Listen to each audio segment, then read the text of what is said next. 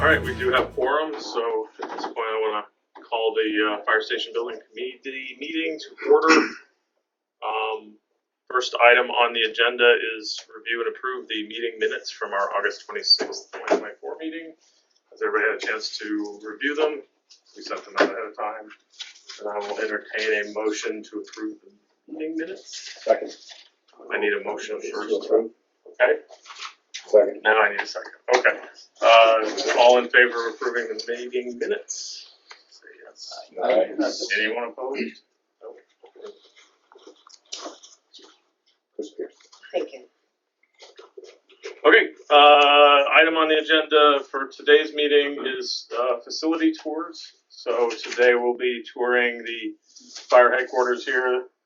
We'll be touring the dispatch center at the police department. And we'll be touring the West Street station. And then once we're done with that, we will resume the rest of the meeting agenda at the West Street station.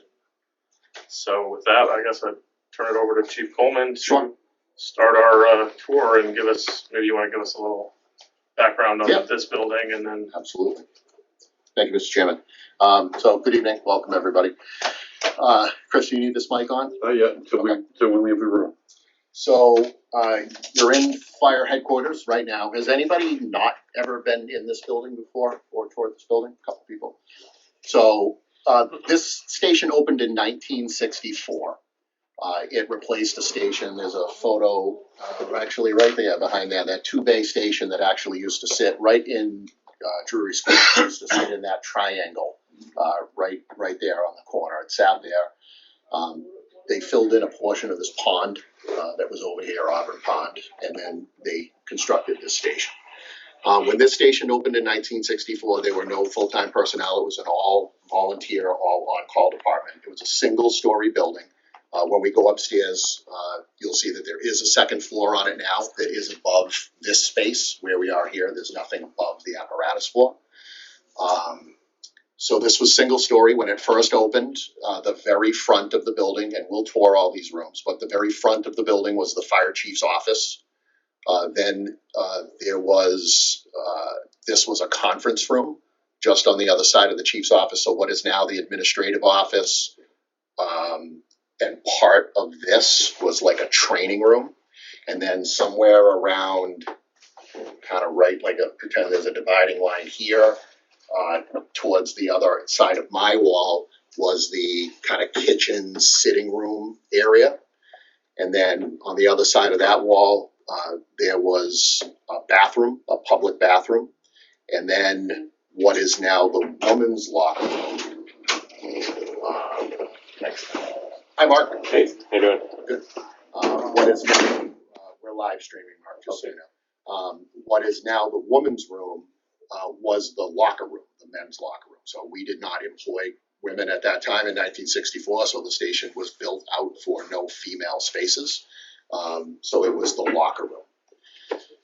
Sometime, over time, I'm not going to go into the deep history of the fire department and all that, but sometime fast forward into the 90s, we were, kind of busting at the seams here. The full-time staff was growing a little bit. So Chief Bellhumer at the time worked with the vocational school, Bay Path High School, and they constructed the second floor of this building. They framed it out. They did all the exterior work. They did most of the interior work, but the firefighters kind of finished up some of the finish, carpentry, some of the finish stuff. In order to put the staircase in to go to the second floor, we lost the locker room. So the locker room on the first floor, which was a large locker room, it kind of like picture back in school when you went in, you had lockers, you had the benches on the floor. It was kind of a traditional locker room. We lost that space in order to put the staircase there to go up to the second floor. So only a small portion of that space was saved, and that was converted into the female locker room. And actually at that time, it really didn't even have that designation as the female locker room. It was just, it was kind of shared by both men and women. But at that time, even in the 90s, there were still no females employed with the department at that time. So it really wasn't something that was kind of on our mind. And then on the second floor, they put in a couple of showers, very small, basically a couple showers and a toilet. So we were never actually able to kind of replicate that locker room anywhere else again. So that space was lost. Over the years and to date, we employ 7 full-time female firefighters, and then we have 2 females on our administrative staff. So there's a total of 9 females that work within the building. Probably about 13 years ago, that what was part of our old locker room, that was officially named and turned into the female locker room. And at the time, we had 2 females employed. Those numbers have obviously grown, and so now it's the same thing. We're trying to put, Tara works out there, but the rest of them we're trying to fit, 8 females in this very, tiny space. And then the men's locker room, is upstairs. So this room that we're sitting in here now has gone through many changes, over the years. Even when I started here in 2006, this wall was not here, and this was, one big open room. They ended up putting this wall up to kind of cordon the administrative space off. The fire chief moved over behind here, so we could put a communications room up front.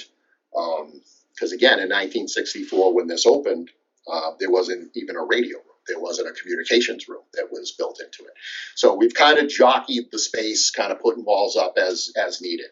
So in 2006, this wall went up to make room for a deputy chief's office, but minus this wall here, and you'll see it when you go over. I mean, the building's not that wide, but this was at least somewhat of an open space.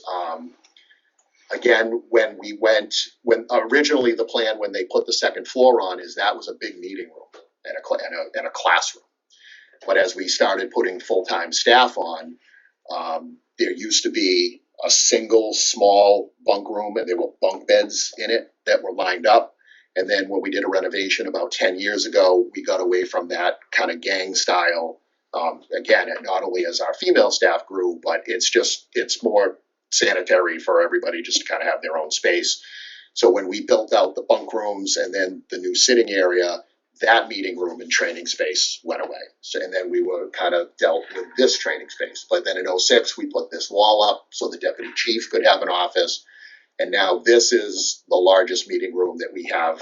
It's the only meeting room we have, but this is the space that we have. A lot of trainings, the ones that obviously are not done outdoors, trainings take place in this room. So this configuration that we're in right now with the folding chairs, exactly how you see it, this is how when we do our medical rounds, this is how training is done in this room right here. This is pretty much how it's done.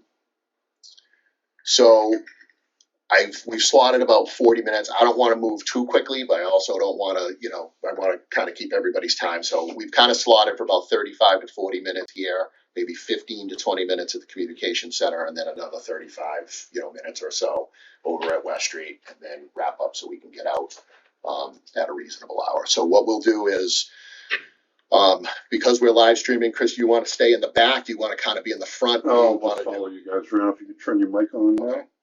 And I will go to we'll go to HDMI. So what we're going to do is we'll stand up and we're going to make a loop this way. We're going to go through this door. We'll go through my office. There's a door that connects the. We'll come back out this door, and then we'll go into the administrative office, the communications room, and then we'll pop out onto the apparatus floor. So that's the route that we will take. Come right in, pile right in.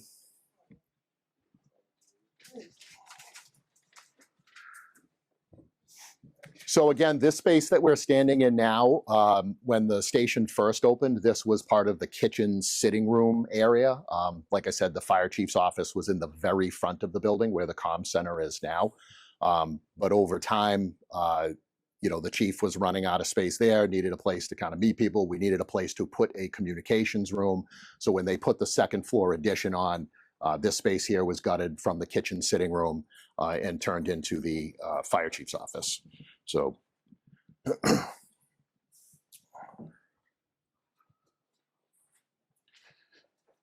This is the deputy chief's office.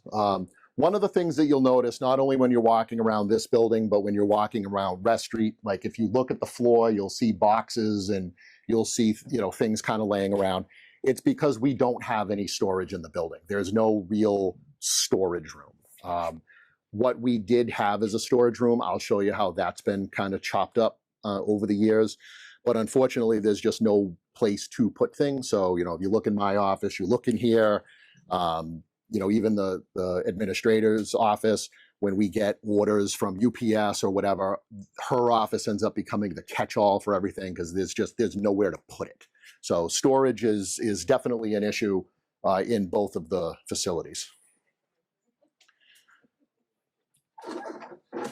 So as far as IT needs, like you can see just as you pass by this little closet right here, we're in the process of moving out of this. This has been our IT space for many, many years.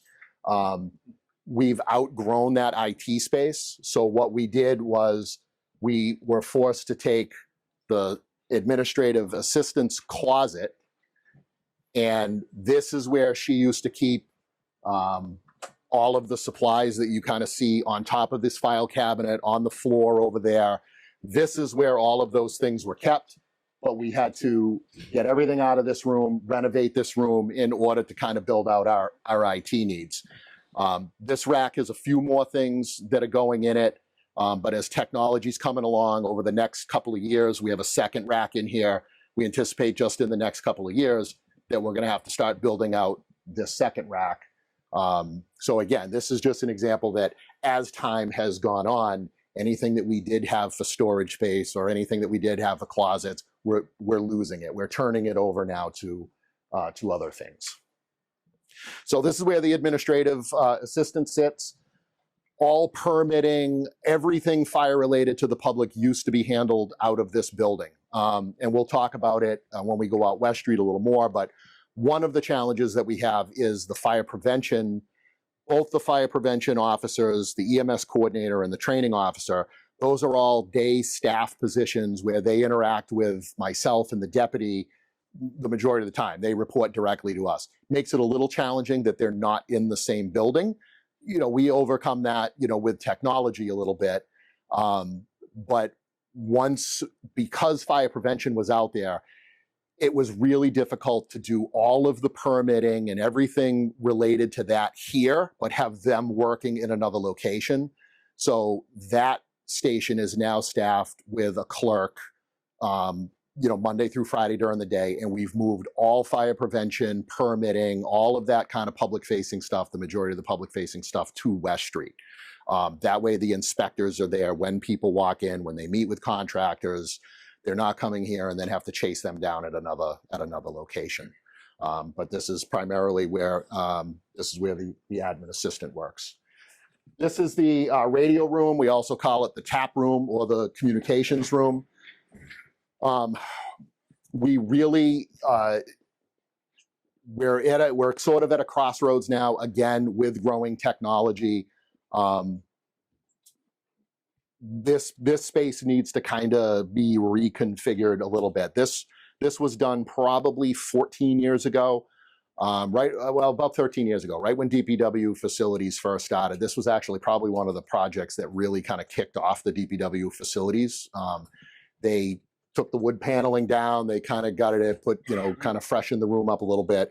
We ended up just putting this straight counter, and at the time when we put the straight counter on, we just had 2 desktop PCs here. And over time, we've grown now to a separate radio console, all of our dispatch information recently. You'll see this screen scroll a little bit. All of our daily rosters, all of our response data, how we're dispatched has all become computerized. So this space has kind of grown out. So what we really should have is something very similar to like when we go up to the communication center, you know, some sort of like an oval desk with kind of a different monitor configuration. It should actually, this room should look a little more like a dispatch center because again, the purpose of the room changed. Originally, this was like a report writing room, just a couple of PCs, but the technology, it's really kind of expanded the space and it's made it a little more disorganized than I like to see it. But we're working on trying to build that out a little bit. So we will come through this way. I got to hit the code, Chris.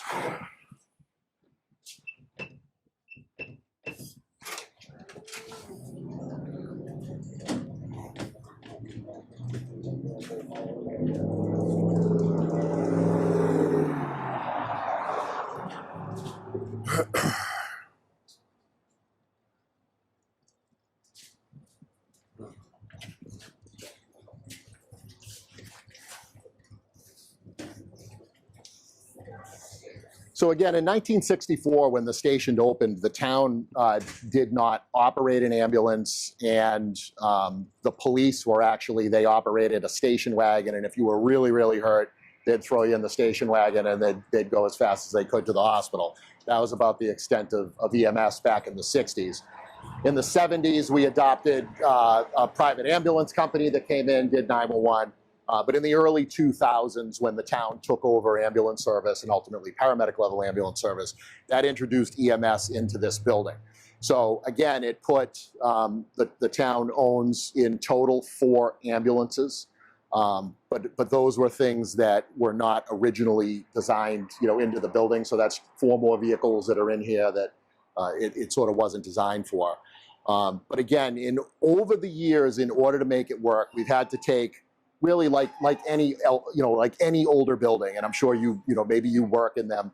As times change, as new things come online, we have to reinvent the way that we're doing things. And unfortunately, over the years, the way that we've had to reinvent on how we're doing things means that we lose something else. And when we lose something, really what we're losing is space. Again, everything that we're doing is very technology driven. So you'll see the station board that's here. If we get a call right now, you can see this LED lighting right here. When the call comes in, you're going out? Okay. When the call comes in, the LED lighting comes up. Where we're going shows up on the board. All of the vehicles are tracked. Everything has an iPad in it. So through GPS, all of the vehicles are tracked so we know where they are, where they're going. So as this technology builds out, like I said, we're trying to keep up with, the technology infrastructure in the building and growing that. But typically it means, losing space. So, all right, we'll head down this way. So when the station was built, again, in '64, this wall right here that you see back here, in the far corner was where the boiler sat for the building. There was a small boiler room. And then the rest of it was all storage. So again, right, in the 1920s or late 20s, when they opened the first firehouse and they had storage, eventually they were in the same boat, right? 40, 50 years went by, they were running out of space. So when they moved over here in '64, they looked at this storage room and they were like, wow, we got more space than we know what to do with. But again, that over the years, what we've had to do is this, and we'll go into the shop, but the shop has been split up because we had to create an EMS storage room for all EMS equipment. There's drugs that are kept in there, both refrigerated, non-refrigerated. There's locking systems and all of that. So we had to create EMS storage. And then when the building converted over to gas, they ripped that boiler out. And then they converted that into a small office. And that's currently where the captains sit. That's where their space is. At one time, we built out, because we needed more space, we built out a concrete block room off of the end of this. But as trucks started increasing in size, in the 90s and early 2000s, in order to get vehicles to fit in there, we had to demolish that additional space that we put on. So basically, what was once a storage room, and the mezzanine always kind of cracks me up. Like, it's a full mezzanine above that entire area, but you can really only utilize like the first 10 feet of it because it's only 3 feet tall. So when you need a ladder to get up there, there's no other way to get up there other than a ladder. And then basically our storage is essentially the edges of it because there's no other way to kind of crawl in and get something. So we have a couple vehicles that engine 3, which normally sits in this space right here, is out of service right now. We'll see that when we go over to West Street. That's in the mechanics bay. Normally engine 3, which is our reserve apparatus, sits right here. This ambulance sits right in the middle, right here. Then you have the scuba truck. And then on the other side of the scuba truck is where the supervisor's vehicle is. So there's 4 vehicles that are lined up on this backside, but the supervisor's vehicle is outside right now because we had to empty, as you'll see in a minute, we had to empty the contents of the EMS room out because when we made that into a captain's office 10 years ago or whatever it was, it's never worked right with the HVAC system. And we've kind of monkeyed around with it over time, but at the end of the day, like it's just we gotta pull the plug on it. It doesn't work. So they're coming tomorrow to put a small mini split condenser in over there. And so the rest of the building is on an HVAC system. It's actually 2 separate. There's an HVAC system that runs the first floor, and then there's a system on the second floor in the attic that just runs the second floor. But the system on the first floor, it's not big enough, so it does not carry hot or cold air over there. So we had to bite the bullet and do a mini split for that office. So 2 things. The stuff had to come out because they got to put the mini split in. But as the deputy informed me, a month or so ago, we have to expand the EMS room a little bit. So the wall that abuts the EMS room in the shop, we actually have to move that a couple feet. So we're going to lose a few more feet into the shop again because we have to expand the EMS storage room. Just be very careful when you're walking around. It's okay to walk under this stuff, but please just watch your head.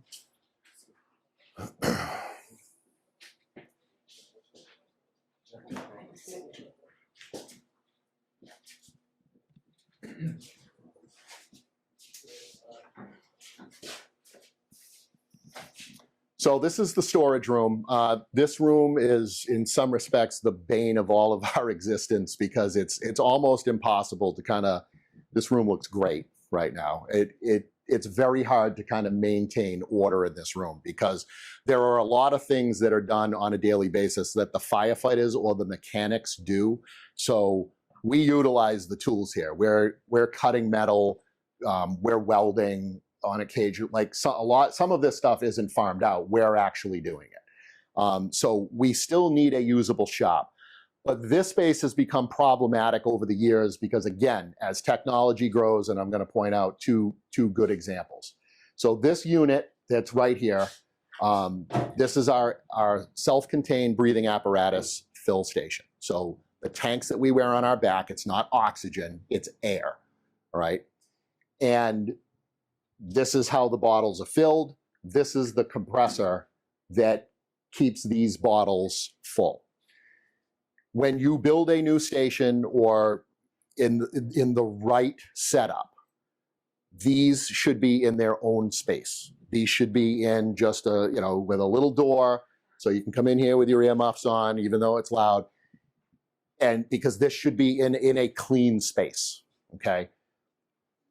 And again, it's very, very hard to do to keep this stuff clean because when we're in here grinding or doing something, we're in the same space that this compressor is kicking on to fill these bottles with the air that we're breathing. So these shouldn't be here. This new piece of equipment that's right behind you, this Sterilis equipment, the town for many, many years had a partnership with CVS where people could drop off their used needles, diabetics, whatever medical emergencies.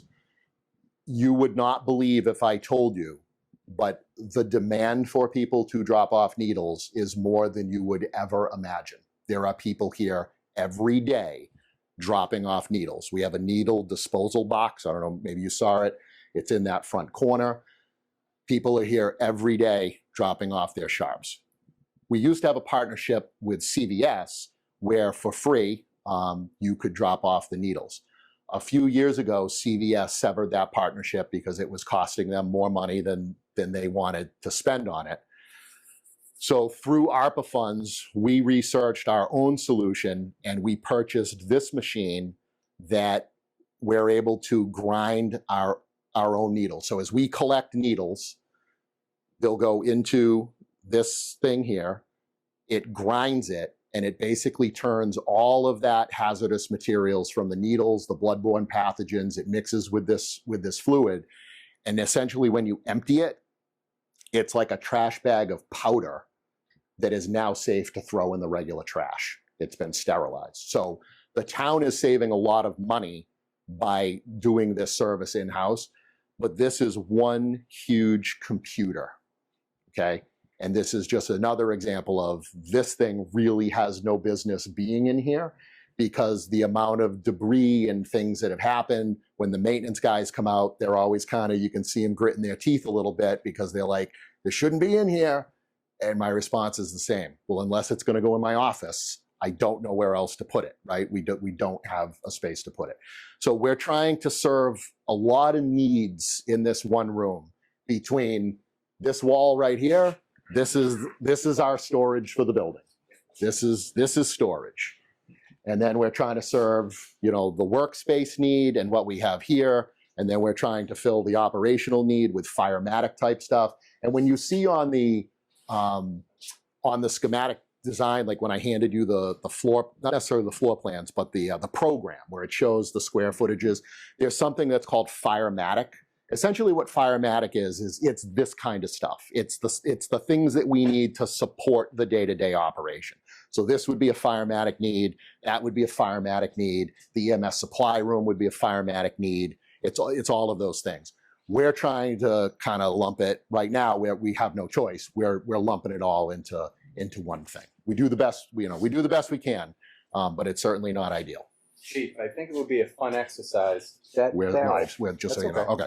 That DEF There we go, this one. fluid, we have to use that every day. So we have to bring that out through this space for every truck we have. Some of the trucks get it every day, but that is obviously not ideal, going through there. I also forgot it doubles as our gym as well. So.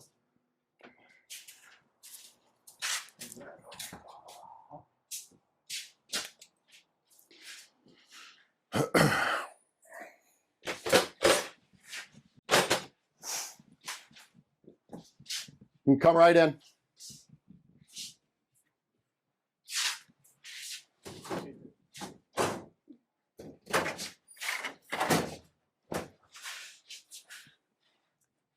So the department runs advanced life support ambulances, which means our ambulances are staffed at the paramedic level. So in this room, it is literally like, right next to you are Band-Aids, and then it comes right up to medications and narcotics that are locked in narcotic safes. So there's a wide range of EMS equipment that's in here. All of these drawers have different equipment.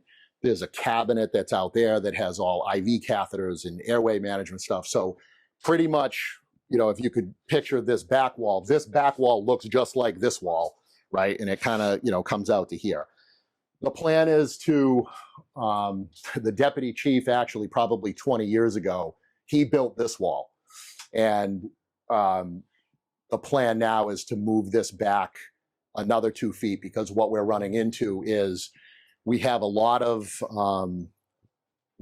high fidelity training equipment that's all computer based and tablet based. We have mannequins that, depending on how you program them, they act identical to real people in terms of their breathing problems and their heart rates and, cardiac monitoring.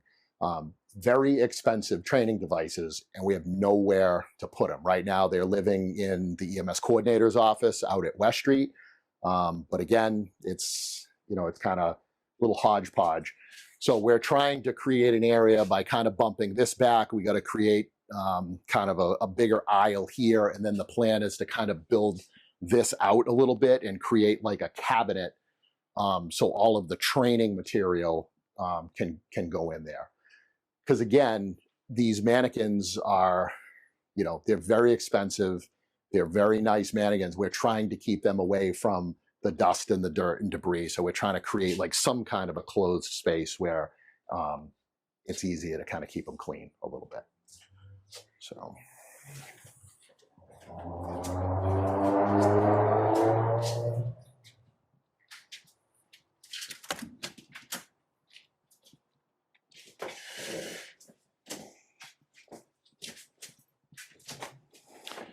I'll just stand here. You guys can peek in. So this is the captain's office. Last year, the DPW facilities department came in and they hooked us up. They did a nice job on the renovation here. One of the problems was that back wall didn't have a real door in it. It was all bifold doors.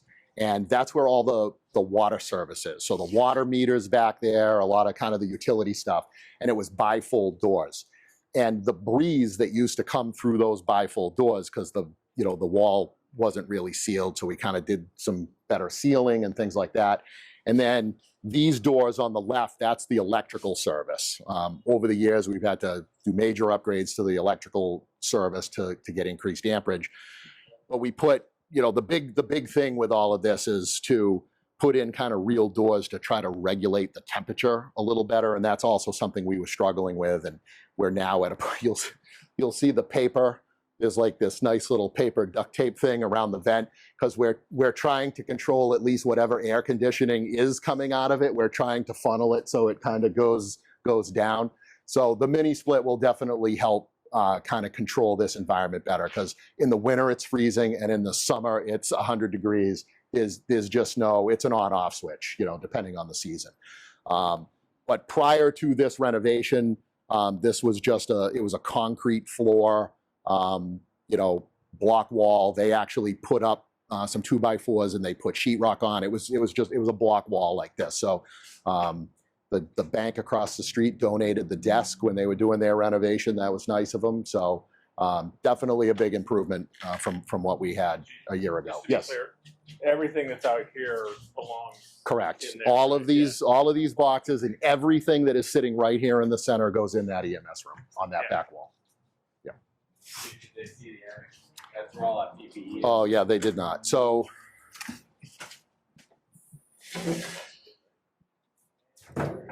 all of our spare turnout gear for members have second sets. We have gear in case something is damaged.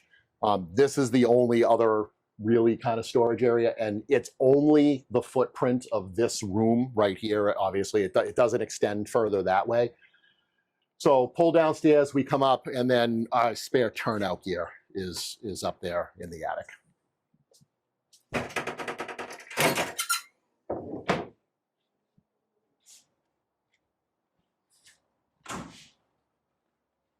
All right, let's head this way.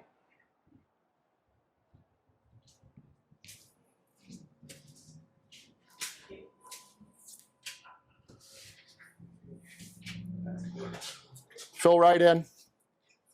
So this is another example of a piece of equipment that is situated somewhere where it doesn't belong. But we were forced to put it here because this is our turnout gear extractor, right?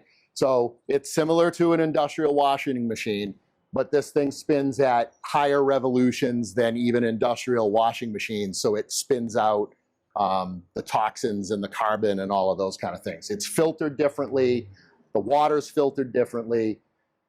But we had to put it here because we used to have, what we called the slop sink. There used to be a sink here, a utility sink, where we would fill mop buckets and all that. But when we got the turnout gear extractor, we had to lose that sink because this was the only place we could put it because it had a drain. But again, this is not the ideal place where we should be washing turnout gear. This is another example of, in a new station, this would be programmed as a firematic area, and this would have its own small room where you were doing gear washing. The stuff that's going in here, it's because it's dirty. It has, it's got products of combustion on it. It smells, and here we are. We're right outside the woman's locker room and the public bathroom, and this is where we're doing a lot of that sort of dirty work around here.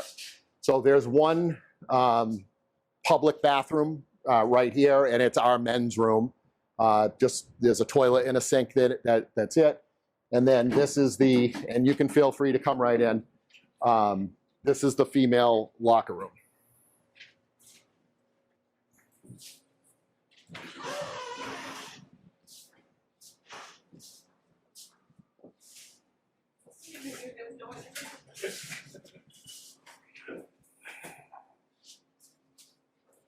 Yeah, this is small. Yeah.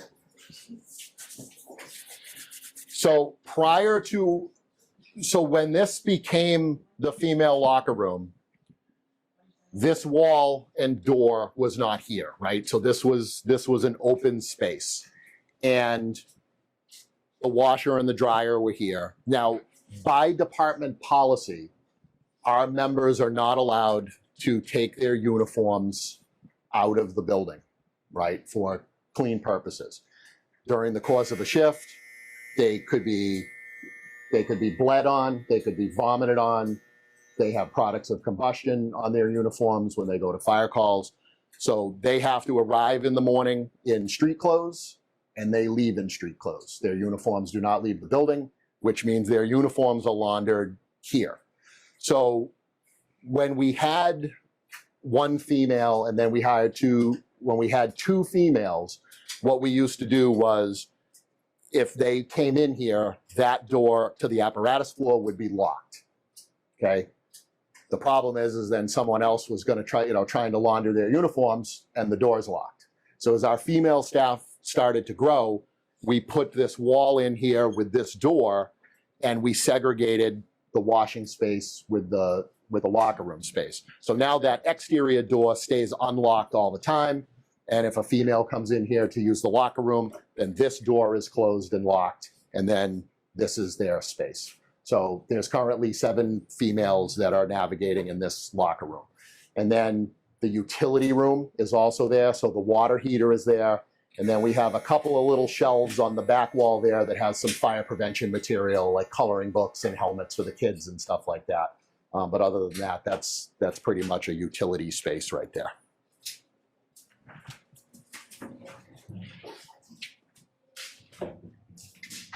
So this area right here, this is what I was talking about. Before this sheetrock wall went up, that space that we were just in, plus this space here, this was the men's locker room. This was set up with lockers, benches, all those kind of things. When they put the staircase in, they obviously had to utilize it. Chief Bellhumer wanted to squeak every ounce of storage. It's tight, so you don't have to go in there, but I'll open the door so when you're going upstairs, you can at least see it. Underneath the staircase for the second floor, he put in a little, a short door, but we actually do use that for record storage for admin. So there are a couple of file cabinets that are under this staircase that the administrative staff still has to access on occasion. So they'll open that little door and they'll crawl under the stairs and go to the file cabinet and access some of the older records that are not digitized, but we have to keep for historical purposes. So again, you see, like in this hallway, this is where all the CPR training stuff, all of the CPR mannequins, this is where it lives all the time because there's no other spot for it. But this little space right in here is odds and ends of different things, and then right around that little corner, there's a couple of file cabinets for historical records.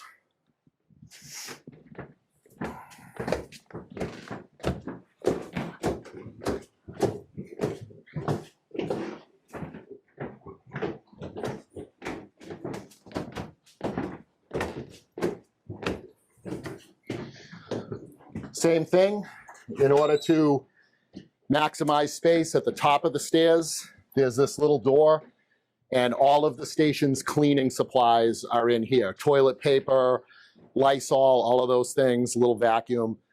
So when the members need to access cleaning supplies, they got to step up a couple of feet and they got to walk into the space above the stairs.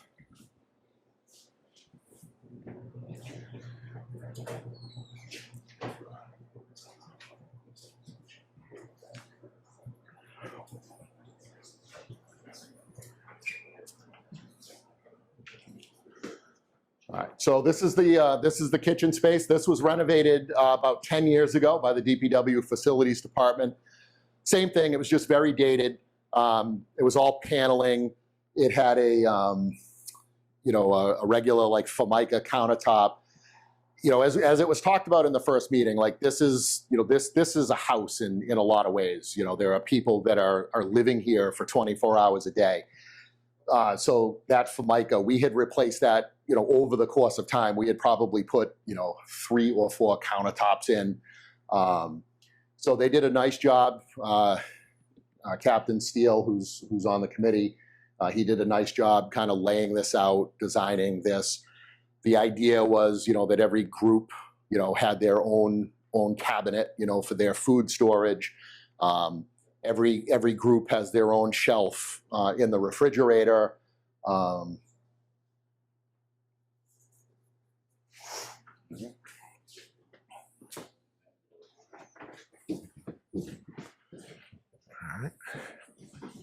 So again, many years ago, as we've been growing full-time staff, this was one big open space. This for the most part, this was open, and on that back wall, it was probably, I don't know, I'm going to say 10 feet in depth, maybe 10, 11 feet. So where I'm standing to the wall here, that back wall was just one wall that went straight across, and when you walked in, there was, I don't know, 5 bunk beds maybe, and so everybody, bunk bed configuration, and that was it. There were no closets, there was no, everybody shared the changing area. So when we did the renovation 10 years ago, we did it in 2 phases. We did the kitchen one year, and then we did this the second year. Again, we kind of took the total square footage that we had, and we designed something that was going to be a little more usable. But we knew that the goal was to go to individual bedrooms. Again, we're trying to accommodate a male and female staff. And we're trying to accommodate other types of privacy issues. So we ended up going with, and we were able to lay out a total of 7 bedrooms. There's 6 bedrooms down this hallway, and then the 7th bedroom is right here. So we actually shrunk up the sitting room size from what it originally was. We kind of landed on, all right, this is what we need. For years, we were trying to figure out how to put a pole into the station, because again, when it was a staircase and the bedrooms were on the back side, where a call comes in and we're going from the far end of the building this way to the far end this way to come down the stairs and then go back to the far end this way to get in trucks. So we came up, the DPW and helped us, and we came up with a configuration where basically right here we blew a hole in the wall and we just put like a little outbuilding on the roof, and we were able to put the pole right up this staircase here. So that's helped response times considerably. There's several things that we look at, when we're shooting for response times, not only station locations on where they are, but through the NFPA, they've set standards in terms of our turnout times. And that's something that even internally within the department, we watch very closely and pay attention. And we have very good turnout times.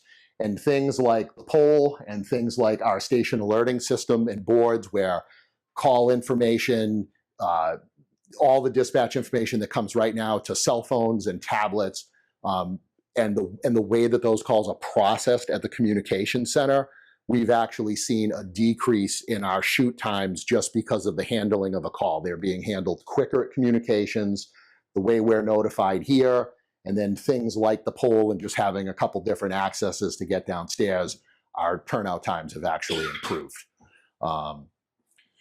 So what you can do is, I'll just tell you, and then you can kind of just go and check it out. So the bedroom that is straight ahead is the captain's office. And the reason that that wound up the captain's office is when we were laying out the sizes, there was going to be one room that was going to be a little larger than the rest of them.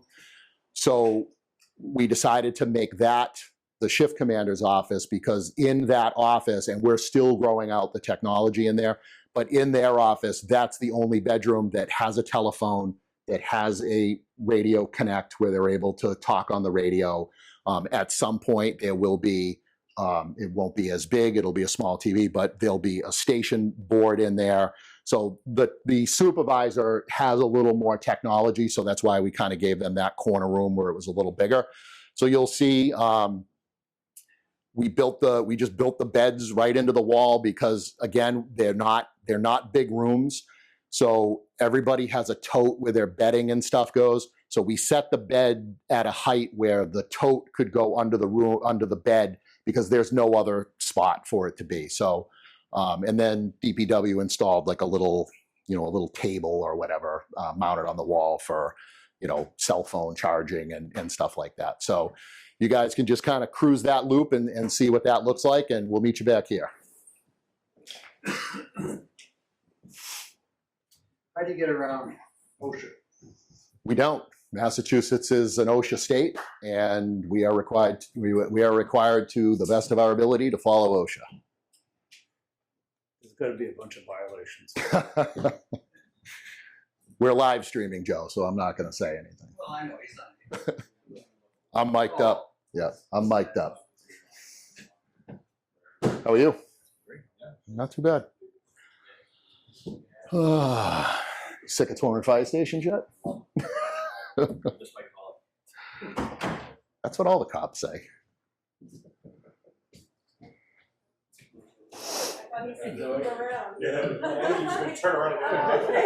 I didn't say there was a lot of room to loop around. I just said you got to loop. No. Loop around just means turn.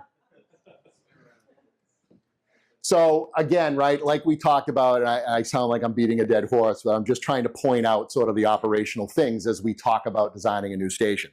So we have been able to grow our supervisory staff because we had not as many supervisors as we needed, right? So we are now at 11 a shift in order to manage a good span of control and in order to make sure that we have supervisors on engine companies. We used to have one supervisor that ran a group, and then we added a lieutenant to that group. And as years went on, as the staff continued to grow, we added a second lieutenant. So the captain is the shift commander. He is responsible for, for both District 1 and District 2. He's got it all. And then there's a lieutenant assigned to headquarters, and there's a lieutenant assigned to West Street, and they're responsible for their respective engine companies and what goes on in their district. When we promoted the second lieutenant, there is nowhere to put them. There is no office or whatever. So this desk right here serves essentially as the lieutenant's office. So the lieutenant's office is in the sitting room. So they have to typically, if they need to talk to an employee about something, they either got to make sure that nobody's in here. But I'm also a bit of a believer that I don't like to mix spaces, especially if you're talking about having to counsel an employee or something like that. We're not going to bring them into kind of what is really their safe space and have a counseling session with them. And then an hour later, they're going to come in and try to, enjoy the rest of the night. So, the lieutenants are cognizant sometimes, and maybe they'll borrow the deputy's office or they'll use the conference room or something like that. So, again, as you look at the program and you see like certain offices, again, just keep in mind that right now those positions exist, but there's just no space for them to put them, and they wind up just in random spots like this.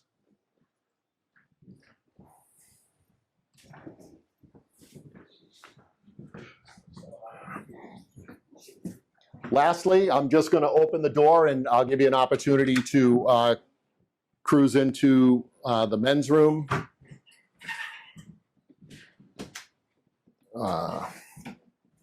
So this is the men's locker room.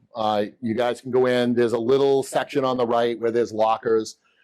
So when you were in the bunk room area, you saw that there was like a little cutout where there was some lockers.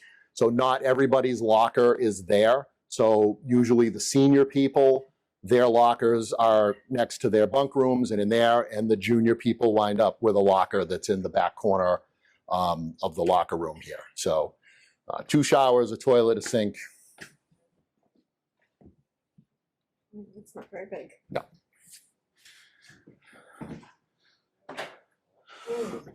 All right, so that wraps up headquarters. Does anybody, Captain Steele loves bleach, loves it. Kills everything. That's the one thing we learned from COVID. Did you want to do the storage containers?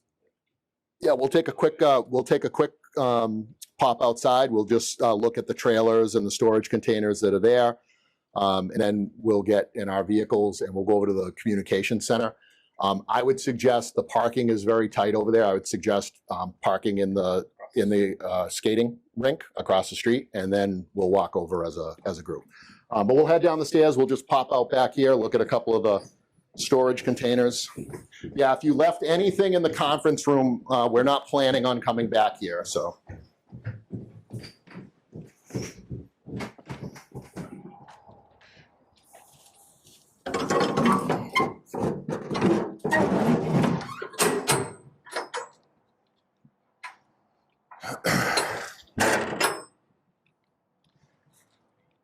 So in order to kind of combat the storage problem, this is what's known as Marine 2. This is our inflatable boat. There is not room to store it in either one of the stations. So what happens is when this boat is deployed, we open up the doors, this ramp gets pulled out, the truck backs in, we hook it up, and then we pull the boat out of the Connex that way. And then this is really storage. This is our main, what I would consider our main storage room. Even though there's some ancillary storage in the shop, all of our, what I would consider to be our real firematic storage, spare hose, spare nozzles, spare valves, all of those kind of things, they live out here in this container. Probably easy to get to in the winter. Oh yeah, yeah. This little hut that we built right here, this is for speedy dry. So when we do hazmat incidents on the highway or anywhere that we need to deploy speedy dry, we built this little shed that when we have it delivered, they just kind of fork it off and put it in this storage here. And then people are allowed to drop off their propane tanks. We accept the 10-pound like gas grill propane tanks that are out of date. People can drop those off here at the fire station. We collect them for the propane company, and that little storage area right there, that has old propane tanks in it. So we house several trailers for the district. This trailer right here on the left, that's a state asset. That's the Department of Environmental Protection. That's one of their, that carries what's called hard boom in it. So if they have to do containment of a lake or pond, really anywhere in central Mass, they would call us and we pull that for them. The advantage to a community housing these type of resources is they're sitting in our community. The trade-off is we have to bring them somewhere on occasion. But honestly, if you kind of look around, we have probably used that trailer more than any other community because it's in our parking lot. We know that it's a resource for us. Whereas other communities, they're not necessarily thinking about it unless DEP says, I want our trailer here. But we've used that numerous of times. Then the next trailer, that is a mobile heating unit trailer that was purchased by Homeland Security. There's 4 large heating units in there, 500,000 BTU per unit. And if any municipality in Central Mass loses heat in any of their municipal buildings, they could request that trailer come out. We just essentially deliver it. They need a contractor or they need somebody to, create a plywood entry to put the ductwork in. But those units will heat an entire thing. And we've utilized them here. We've used them to heat the town hall once, and we've used it to heat the police station once. So there's another trailer on the side of the building over here. That's a District 7 technical rescue. That's the structural collapse trailer. And then out west, we have a special operations trailer. And am I missing one? Or just one trailer out there? I think just one. And then there's a special ops trailer. All of them used to be lined up here, but as parking started getting tighter here, we kind of diversified a little bit the trailer locations. So, all right. Is this parking for the public too, or just for the? So this parking over here is a municipal lot. Okay. So that's a public parking lot. The parking lot for the fire station is technically the spaces alongside of the building. Okay. The parking back here is technically parking for Goddard Park. Although we utilize it, And this actually, people don't realize, this actually is a fairly busy park in the summer. There are people that visit this. This pond is fished all the time.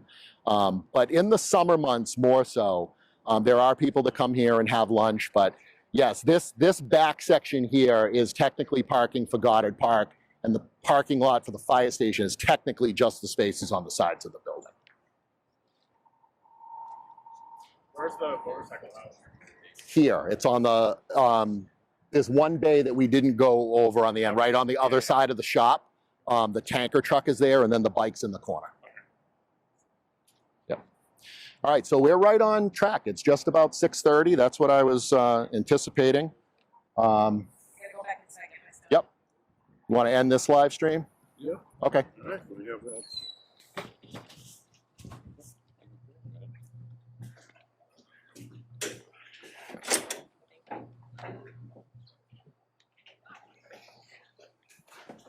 All right. This is Mary Ann O'Connor. Mary Ann is the communications director here at the Public Safety Communications Center. So they dispatch both police, fire, and EMS from this center. So what we're going to do is just keep in mind when we walk in there that they are live answering telephones. If 911 rings, we may just say, okay, everybody just kind of, you know, hold it down. Chris, you'll have to cut the camera. But we'll just kind of feed in on this back wall. I just want to do a quick overview of like the room and the changes of the room and kind of what's gone on over there in the years.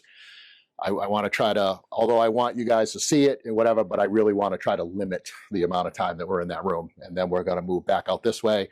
And then we're actually going to loop around this time. We're not just going to turn around. We're going to go down this way and we're going to walk through what used to be the community room. It's a kind of like a quasi community room now. I don't even want to call it that because again, they've had to kind of take that space over. So we'll go through there just so you can kind of see what their training space kind of looks like. And then we'll exit back out into the lobby and then we'll head that way. So want to turn some lights up? Or there's a, oh, in the, there is a meeting in there? I don't know if it's at 7 that it starts. Oh, okay. We'll be in there before then. Yeah, that's awesome. Oh, nice. Hi, Brianna. Hey, Tony, how you doing? How you been? Good. Good to see you.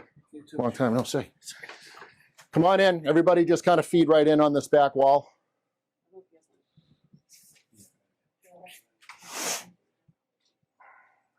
How long have you been here now? 13, 14? A little over there. 15. Glenn, is anybody else out there that's not fire? Okay. All right, so quick introductions. This is Brianna, she's the dispatch supervisor, and this is Tony. Tony's our longest serving dispatcher, a little over 15 years in this room. So Tony's kind of seen all the changes for the most part that have been in this space. So when this space was first built out, when this station opened in 2000, there was one dispatcher assigned in this room. As time went on and call volume increased, they added a second dispatcher. Scott, where you're standing right in that corner, kind of right here, there was a restroom facility. When it was built out, they put a toilet and a sink in there for the dispatcher with the thought being that they didn't have to leave the room in order to go. But again, as time has gone on, technology has expanded in order to make way for all of those things. When we did the dispatch reno, maybe 8 years ago, I'm kind of losing track. Maybe that wasn't even that long. The bathroom was kind of one of the things that had to go. Shortly after they moved into the center, this was a closet. Shortly after they moved in, again, you got to remember, I think I said this at the first meeting, in 2000 when this opened, there was not one stitch of Cat 5 cable that was planned to be put into this building. The only reason the Cat 5 cable existed in here in the year 2000 was because then Sergeant Bill Stone went with his own money, bought a box of Cat 5 cable and ran one Cat 5 line to every room in this building so they had Cat 5 connection. But as time went on, technology expanded, the commuter technology within the center got bigger. These are the kind of trade-offs, much like we have at the fire station, where they lose their storage closet and it now becomes IT. They lose their restroom facility because we have to move things around in order to put in, several years ago, we put in a third dispatch console. What makes this one different than this is there's no 911 PSAP here, so you can answer 911 from either one of these two, but not this one. And there are occasions where we're not staffed there yet, but we're trying to be, where there's 3 dispatchers in here from 11 in the morning to 3 in the morning. And then there's 2 sort of on those off hours. But this is an extremely busy center. They field and dispatch, between incoming calls, dispatch, well over 30,000 calls a year that are funneled through this center on an annual basis. So extremely busy place. So in reality, this room needs to be twice the size what it is now in order to take into not only IT considerations, but in order to have proper restroom facilities for staff, in order to have additional PSAPs. The communications director is housed up on the 2nd floor. The reality is the communications director should be only a room off of the center. So we're trying to fit a lot of stuff in this room that ultimately was never designed to handle, I think, what was anticipated to be the call volume. I think, in 2000, when this thing opened, there was a computer here with maybe 1 or 2 screens. There was another computer that, like the CGIS computer, I think that was kind of like a separate computer. Other than that, I mean, this is what the technology has grown to. I mean, they're surrounded by screens. They monitor all closed circuit televisions of the schools. Like I can tell that's the middle school hallway. So they monitor and have access to all the closed circuit television within the town as well. So does anybody have any questions about the center, the room, kind of the operation that anybody has for? This is just in-town dispatching right now? Correct. It's not district, right? Correct. This is houses the town of Auburn. Yep. Any other questions? All right. Thank you all for your time. Thank you. All right. Thank you. We're gonna go left. We're gonna kind of crash that meeting before they start. Hold up. Yeah. Hold up. Instead of using the gavel. Yeah. I like it. Hello, how are you? Good. Good. We're gonna crash your meeting for 2 minutes. We're just.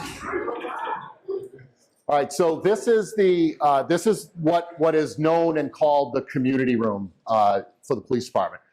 The idea when this opened in 2000 was that this was a space where different civic organizations could hold meetings. It's sort of kind of taken a turn again over the 25 years that the building has been open, because the police department is now somewhat being forced to kind of move their operation down here. So they used to have a conference room upstairs in the administration stuff, and that's where this conference room was. Just last week, they had to abandon that conference room. That conference room is now the lieutenant's office. So there's 3 lieutenants that are housed in what was the conference room. They've moved the conference room down here. And over the years, this is there are still a few groups, as you'll see, that will meet here. But usually the groups that meet here, they're small. It's like 6 people, 8 people, something like that, because the room can't handle anything bigger. The other thing, too, is that this is the training room for the police department. We've used the room on occasion because, again, we were just sitting in the room we started out in. That's our biggest meeting space. So we've used this space a little bit, but even this space is kind of shrinking a bit because the police are kind of having to move their operation in here. So, and it's the Emergency Communications Center. So. Which closet, Joe? This one or this one? First one. So this first one that's standing in front of you, open those doors. All of our hardware and phone technology, computers to open the town's emergency operations center is here. So if we had to open the EOC, all of these tables get configured in kind of like a U shape. The bins come out. There's desk phones that go out. There's radio sections that go out. Joe will know better than me, but that antenna right there is For live TV. yeah. So it's a separate television antenna in the event that cable goes out. So all of the equipment that's in that closet, we're able to, in very short order, in probably like 10 minutes, this whole room right here would be able to fit town officials, department heads, all the key sort of decision makers in the event of an emergency, they're all operating out of one space with full radio communications and operating off the town's telephone system. So, all right. Thank you very much. Have a good night. All right, so those that are not familiar with this property, this building, when it opened in the 1950s, opened as the Randall Elementary School. It served as an elementary school from the early 1950s until the mid 1980s. I believe it closed as an elementary school in either 83 or 84. And then in 1985, and for years before that, the fire chief was trying to get a second station built out in the West End. We have insurance, if you go back in time, even to the 1940s, the New England insurance rating agencies, who are the ones that rate, they've changed names now. It falls under a group called ISO, but really what the old ISO system was, they're the ones that set the homeowners insurance for all of us. We have reports going back to the 1940s where they recommend that the town open a station in the West End of town, specifically at the intersection of Southbridge Street and West Street. That's what the report said in 1946. So for probably 20 years, through the 70s, through the early 80s, chiefs were trying to site a building out here. One of the sites, ironically, that they were looking at was an old schoolhouse that used to be right on the corner of Prospect Street and Southbridge Street where the Veterans Memorial Park is. There was a little schoolhouse there. When they knocked that schoolhouse down in the early 80s, they were actually trying to site a fire station there. So it's kind of odd that 40 years later, that's sort of where we're looking to put it now. But in 1985, the chief went to town meeting and they appropriated $80,000 for what they called the renovation of the Randall School into a sub-fire station. That $80,000 basically eliminated the brick on this exterior wall. They put the garage doors in, and then that was it. They called it a day. That was the extent of the renovation. So in 1985, this was not a staffed station and didn't become a staff station until the early 90s. In 1993 is when it started housing firefighters. But the apparatus today still sits on what was the floor of the cafeteria, gymnasium, auditorium. You'll see when we go in there on this sort of left side here, that was where the performance stage was. If you've been into any of the other middle schools, elementary schools in town, like Bryn Mawr and those, and you go into those rooms and you see like the basketball hoops and the stage, that's exactly what this was. So other than the $80,000 to put these three doors in, that no other major renovations have ever happened to this building. So the kitchen area, which is right through these windows, that's the old school cafeteria kitchen. The counters are still there, all the storage. The restrooms have not been updated. They're elementary school restrooms. So the toilets are a little low. The toilets are a little low. I'm not gonna lie. You'll see as you walk through that and I've said this publicly before, I'll say it again, we take a tremendous amount of pride in our buildings. Our buildings are well maintained, and even, when we started this project 6 years ago, I would always say publicly, our buildings are not falling down. The town maintains our buildings, we take pride, we maintain the buildings.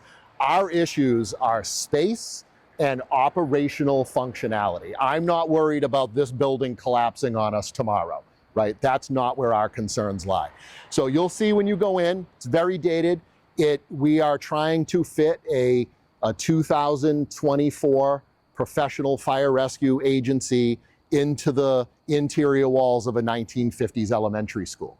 We do the best we can with what we have. We make it work. All the little modifications that we've made, we've tried to kind of make it so it's a little better for us, but there's only so much we can do, right?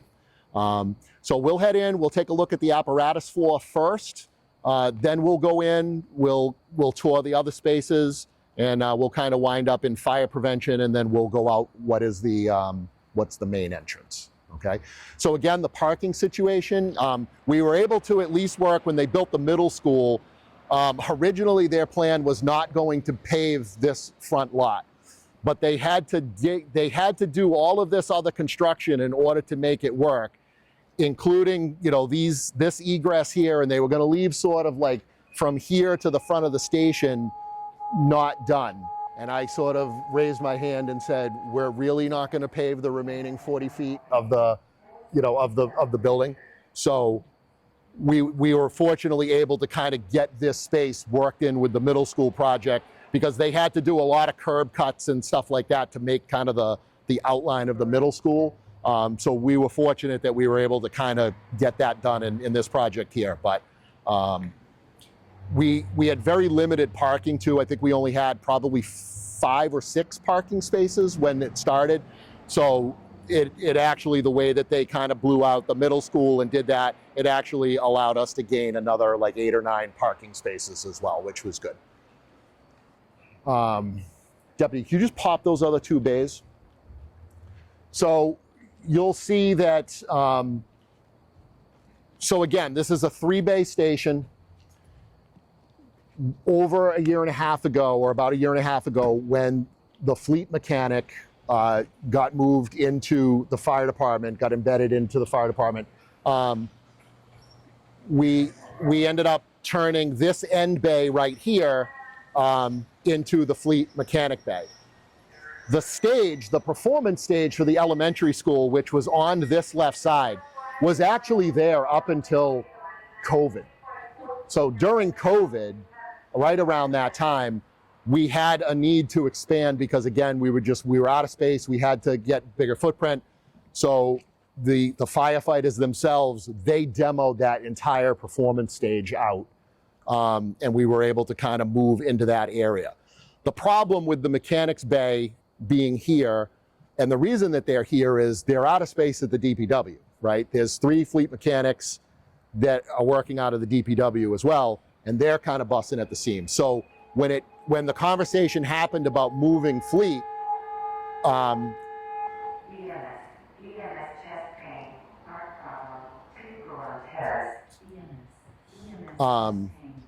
so you hear that computer aided dispatch. So that 911 center at the communication center, they send that out over the computer.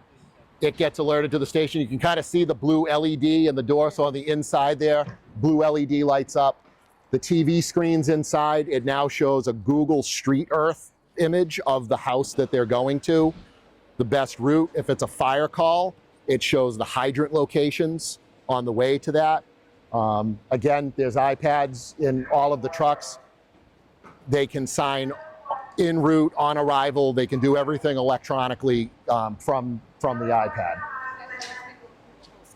It goes through the entire station, and the first time it goes out over our radio system, and then the second time it's repeated, it's just in-house.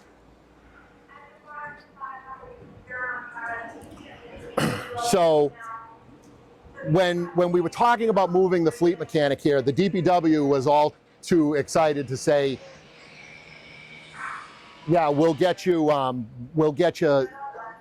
you know, it would be good if you moved it here, because this was part of the reason for this fleet mechanic, is there was constantly fire and EMS equipment at the DPW that was really kind of clouding up all of the other vehicles that they're trying to maintain in the town. So this has been a huge asset to the department to move fleet in here. The only downside of moving fleet into here is we end up losing a bay, which forces the rescue on many occasions. If there's something so engine 3 is out of service, we're waiting for some parts on it. Once this is put back in service, this will go to headquarters. It'll ultimately sit where I showed you at headquarters, and then the rescue can go in here. But anytime that there's a vehicle in here that can't move out of the bay, the rescue is forced to come outside, and that's in all months. So if it's 11 degrees outside, this truck winds up outside, runs for certain hours, but there's an extension cord with a block heater that's plugged in. It's just not great. So that's the one downfall to fleet coming just at the moment, is we really don't have the space to do it. But we don't have the space really to do it anywhere in town. So, all right, so we'll come in this area here.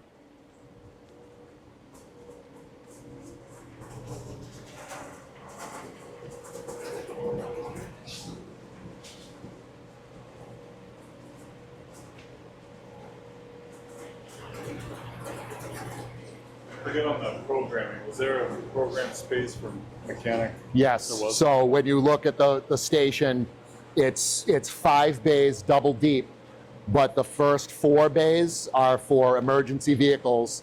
The last bay is a mechanic's bay, and there's a dividing wall.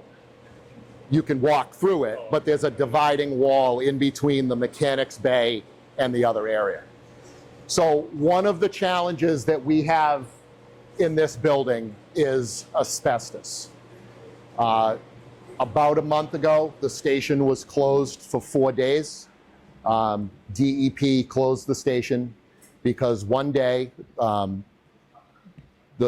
they were doing some work over in the school administration side. They're putting new windows in, and they were trying to do some electrical work. They were trying to clean some stuff up, and they turned on a blower that hadn't been turned on in a lot of years. And what it did was the hatch is actually still open there. What happened was when they turned that blower on, it actually blew that door open, and this big cloud of dust came puffing out of that, and it looked like it was snowing in here. So immediately we were like, okay, let's throw the flag on this because we don't know what's in there. We contacted the abatement company that we normally deal with. They're actually housed right here in Auburn. They came out, they did some sample testing, and it was asbestos. So the DEP closed the station for 4 days until we could get a company in here, remediate the asbestos, clean that whole area out. There was another couple of sections of pipe, because most of the pipe wrap in here, actually it was all those pipes right there that was wrapped in asbestos insulation. Some of that was falling down, so when DEP did the walk around, they ordered a bunch of things be abated before we could open the station.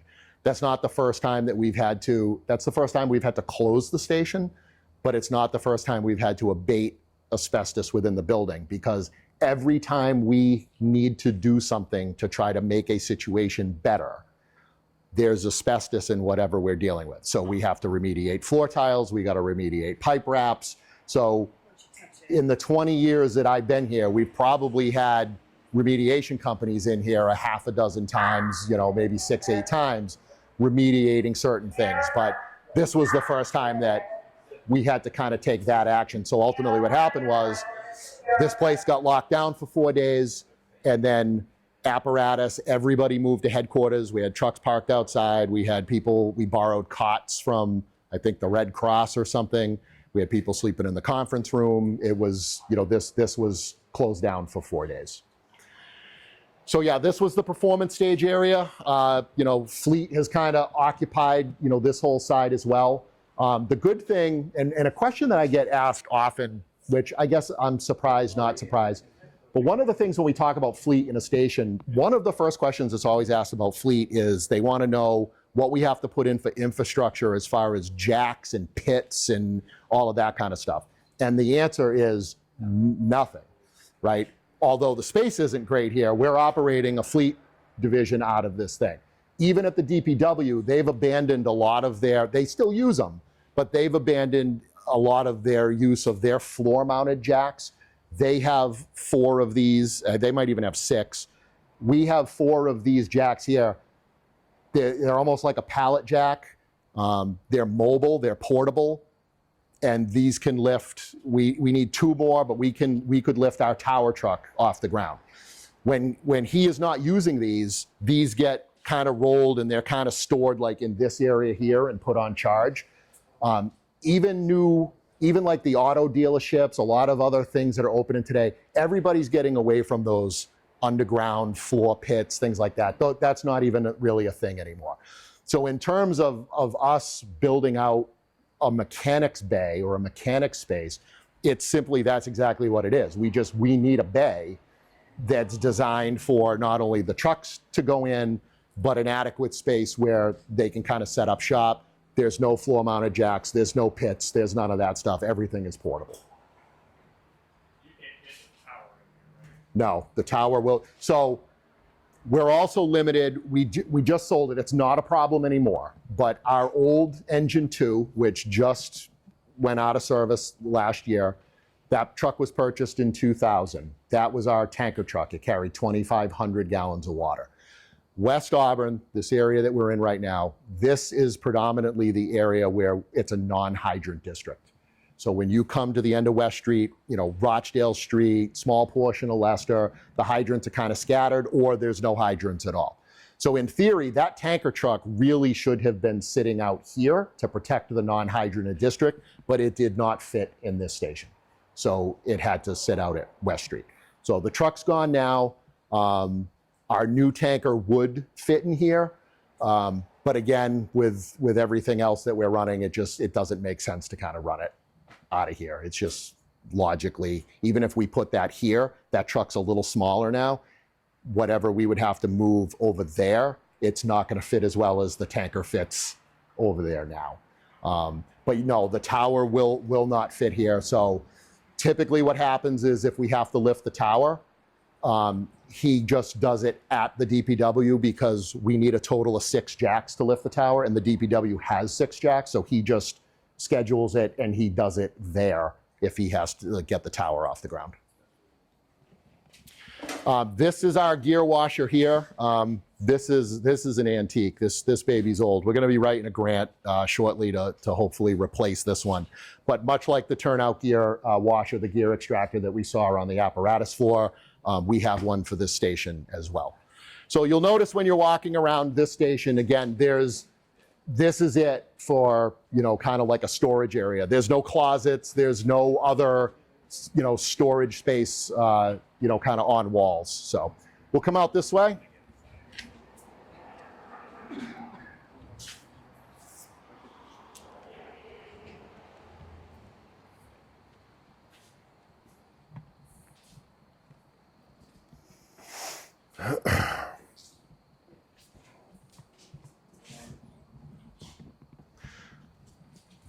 So all of the old elementary school features are still here. The guys have flashbacks every now and then about their elementary school days, but the bubblers are still in the wall.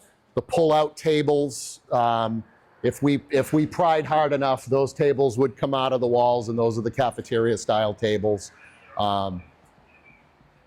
So again, you know, we've done our best to try to, you know, build radio infrastructure, build out technology the best, you know, we can in this space. So several years ago, Sean, when did we do this? 7 years, 6 years? No, I think it was Longer than that? 10? Wow, time flies. So the problem in this space is, again, you got to remember, 1950s, we're building a cafegimatorium. Underneath this truck, there is a single 4-inch drain. And that is the only drain for this entire floor. And again, this was not designed to park trucks. And typically when you're designing a space that's going to house vehicles, the floor is on somewhat of a pitch, so water will drain. So the problem is whether you were washing a vehicle in here or in snow and ice when you back it in and then the truck sheds its snow and ice, we would wind up with a couple of inches of standing water on this floor because there was nowhere for it to go. It would overwhelm the drain, and there's no pitch, so it would just sit still. So about 10 years ago, as I told you guys night 1 3 weeks ago, Captain Steele manages, he's the director of facilities for our properties. So he came to me about a decade ago and he said, we have to come up with something here. It's not going to be the best laid plan, but it's better than what we have. So what we did was, with the help of the DPW, we saw cut the floor from this wall to that wall, and we opened this whole thing right up. We put drainage in here. We put these flat floor drains in, and we sloped the floor a little bit. Now this floor is exaggerated on a slope. If you were to build a new building, you wouldn't see that kind of a pitch. there's probably a 4-inch drop from this flat to that. And sometimes, like I've done it myself, if my stride is the right way, all of a sudden you go and it's like you're stepping into a hole. So you got to be careful. But what this allowed us to do is, we still have a problem where the water doesn't go anywhere here. It still stays flat, but at least we have a place now to squeegee it to the front and have a spot where the water can get out, because that single 4-inch drain was not cutting it. It just couldn't take water anymore. So, this is worked. It's kind of solved that problem. But again, just another example of how we're trying to get creative to solve the issues. This is not normally here. We set this up so we have a place to sit to close the meeting tonight. So,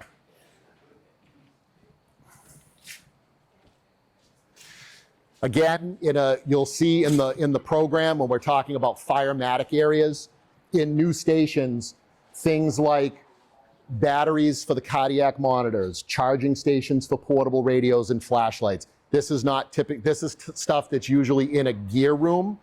The gear is not even on the apparatus floor because, again, when we come back from a fire, they're mandated to wash it, but it still goes through an off-gas process, and the building will smell for a couple of days like that off-gas process.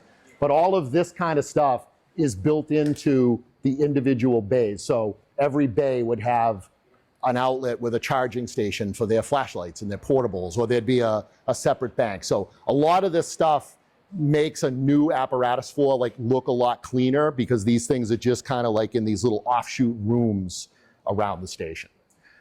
These are repurposed doors from the Mary D. Elementary School before they demoed it. These were the old wooden cafeteria doors, but there was a gap, that was about this big that kind of went through, and we couldn't keep the smells out of here from in here. So this, there's still a little bit of a gap, but this is certainly a better situation. So we grabbed these off of Mary D. before they knocked it down.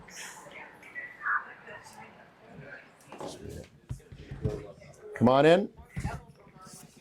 So again, like I said outside, not much has really changed from the old cafeteria style.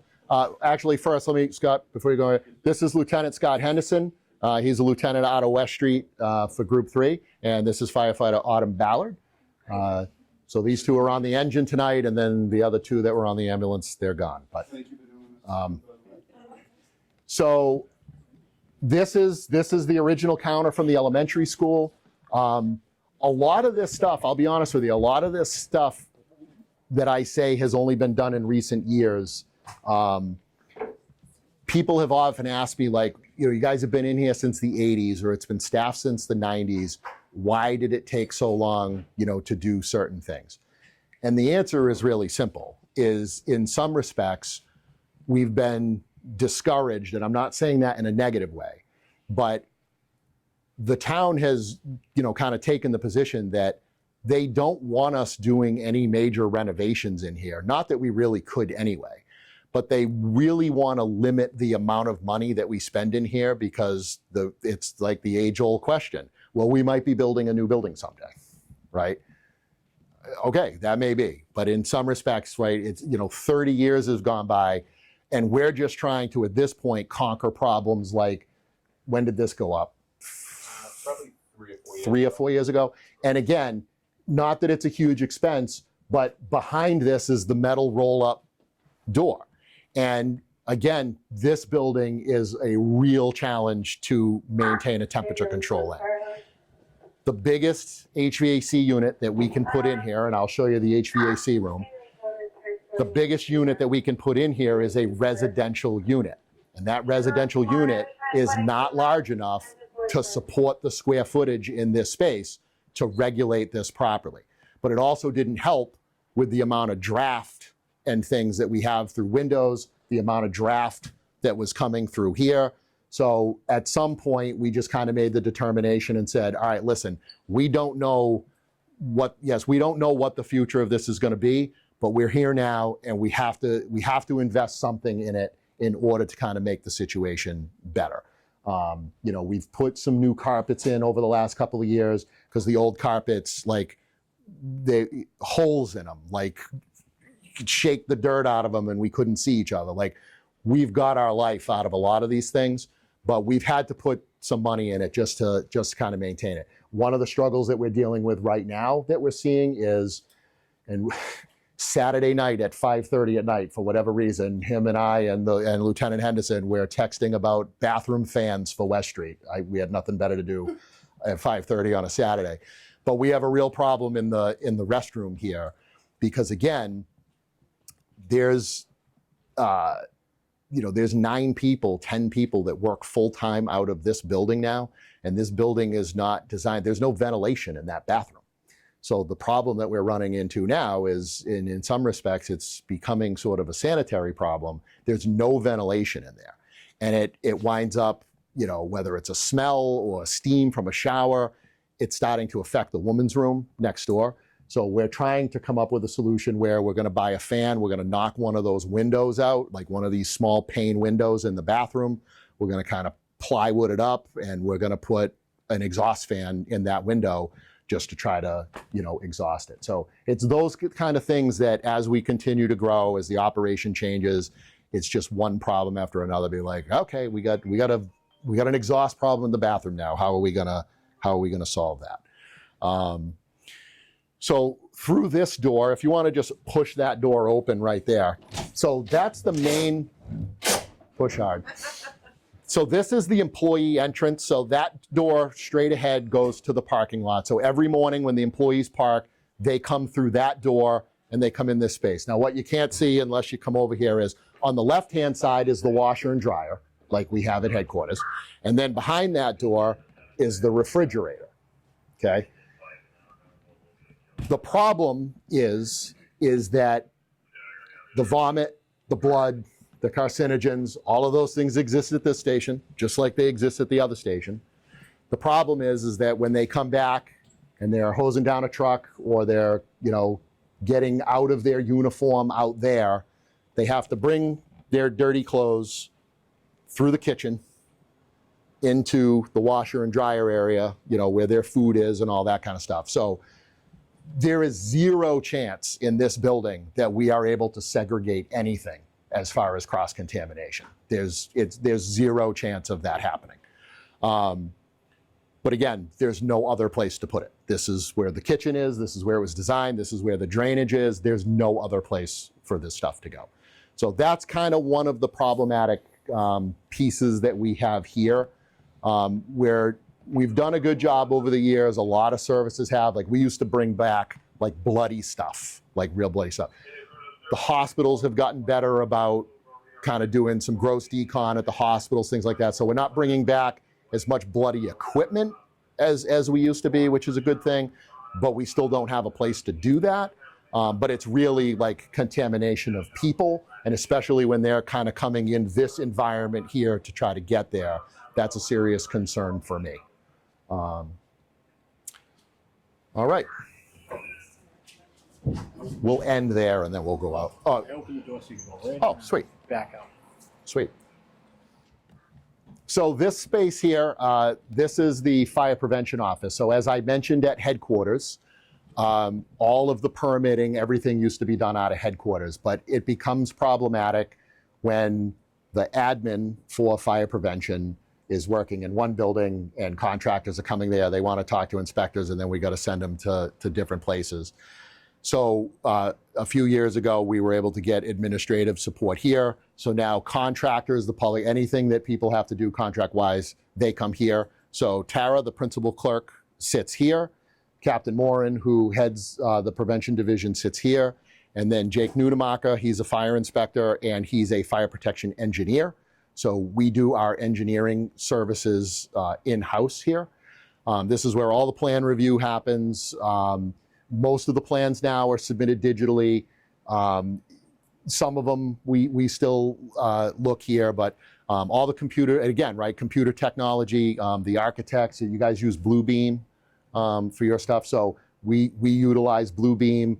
It's certainly really streamlined our involvement with construction projects, sort of being in that Bluebeam loop. But they have the ability to shoot their plans up on that TV and look. where it becomes problematic, and listen, at the end of the day, like there are worse things in the world. It's not the worst thing. But when the captain or Jake calls me and says, "Hey, I need you to look at something," okay, right? I gotta get in my vehicle. I gotta drive down here so I can look at whatever it is that they're looking at. It's just not efficient. But like I said, it's not the worst thing in the world. It's probably way down here on my list of complaints. But it's one of those things where I'm looking forward to a day where the department can have sort of all of its staff positions in one area, because they communicate with each other so much during the day. Like I said, everybody in this station, they don't report to lieutenants and captains or whatever. Everybody that's in this building from a staff position reports to me directly. I am their direct report, and I'm not with them. So I'm looking forward to a day where hopefully we can all kind of be together. So this room was probably renovated about 5 years ago. Again, DPW facilities came in. Again, this was basically, it looked like the rest of it, right? It looked like exactly what we just saw in the kitchen. They came in, they built out a little closet for them, because prevention doesn't have lockers. The locker room is not big enough, so the prevention, EMS, and training, they do not have lockers in the locker room. So they built out little closet space, and basically this is their locker room. This is where their uniforms are and things like that. So DPW did a nice job of, new ceiling tile, new carpet, kind of freshened it up a little bit. So turned it into a much more usable space than it was the last time. Again, the only tough part about here is, 3 people, Tara's trying to handle window traffic. They're on conference calls with the state all the time about different stuff. There's a lot of activity going on for 3 people in this confined space, but it is what it is. All right, we'll head out this way. So when the public comes in, much like at headquarters, they come in here, and then they'll work with Tara at the window. So up until a couple of years ago, this was the TV sitting room. And then next door was a gym. It's about the same size as this, but we had a weight bench in there. We had a treadmill. We had just a little bit of equipment to work out in there. When the EMS coordinator came on, we needed an office for them. So we gave up the gym. The TV sitting room went over onto that side, and then this became the EMS coordinator's office. And then within the last couple of years, now that the training officer has come on board, the training officer is now in here. So the training officer and the EMS coordinator share this office. Again, all of this ancillary stuff that's all kind of sitting around, it's sitting on the floor like this because there's no other place to put it.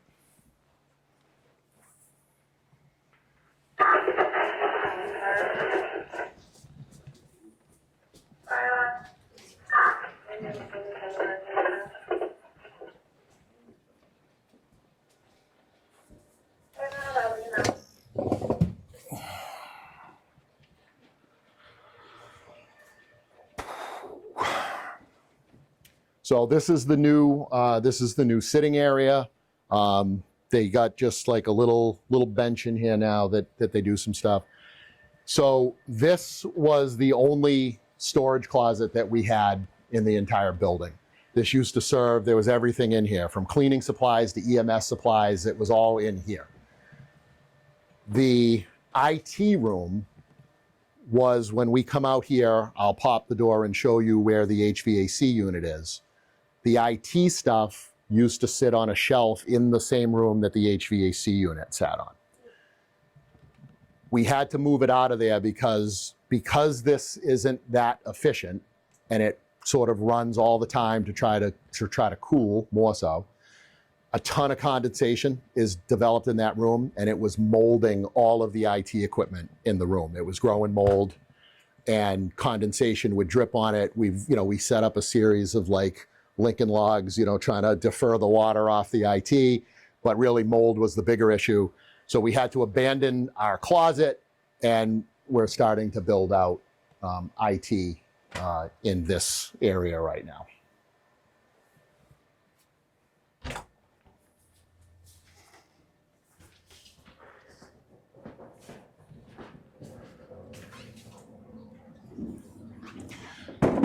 So this door right here, you know, secures in with a couple of locks. This is the HVAC for the room. This dehumidifier runs 24/7. It's piped into a drain out there, so we don't have to empty it, fortunately. But the IT equipment used to sit on this shelf right here. But it got to a point where about every 3 months we'd have to kind of break it down, wipe it all down, clean the mold off of it, and then put it back up. So this is the biggest HVAC unit that we can put in here. Captain Steele's done a great job kind of working with the HVAC company to try to run some new leads to places and try to kind of button up the HVAC. The place that it holds the best, if you couldn't tell, in the whole building is in the prevention office. But we've tried to run some flex pipe. We've tried to shorten some of the runs. You know, it just kind of is what it is. One of the infrastructure problems with this place is, you'll see it in the bathroom, we had a plumbing issue in the wall. Well, how do you fix something in this wall? It's impossible. We had to open up, you know, 3-foot areas so a plumber could come in and do the work. And then the DPW built like a fake vanity thing to try to clean it up. But that's everything we touch here is like impossible to get at. And then, I don't know if you mentioned the crawl space. No. This entire section of the building has a 3-foot crawl space, which is all dirt, and you can only access it from the school. So anytime we need to have a contractor come in, it's really considered a confined space. We go in a lot of the time, and they send us in with their tools. Hey, when you get in there, you know, knock on that pipe so I know where it is. And it's like, I joke, but like, that's the reality of what it is, and we're just used to doing it, so we just do it. The worst time was when there was a raccoon in there. Joe Fahey found that. We came right back out. But again, like, this is just, you know, we're used to doing it, and I joke, but like, you guys know, you're in the trades. Nothing about this building is easy. Everything you touch is like, you know, just opens up a can of worms. So feel free to head in. This is the male locker room. No takers? Nobody wants to go in? Kevin's like, I'm out. In a school? Yeah. No reason they need to let me start. Right. Yeah. Everything's like built like a jail.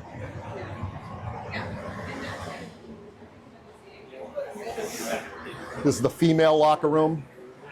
Well, I'm sorry, female restroom. Repair lines. We're gonna be going remodeling to that resheet on.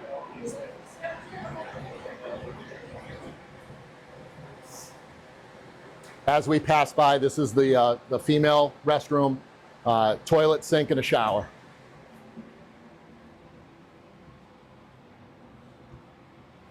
You mentioned asbestos before, there might be Yes. asbestos in the crawl space too.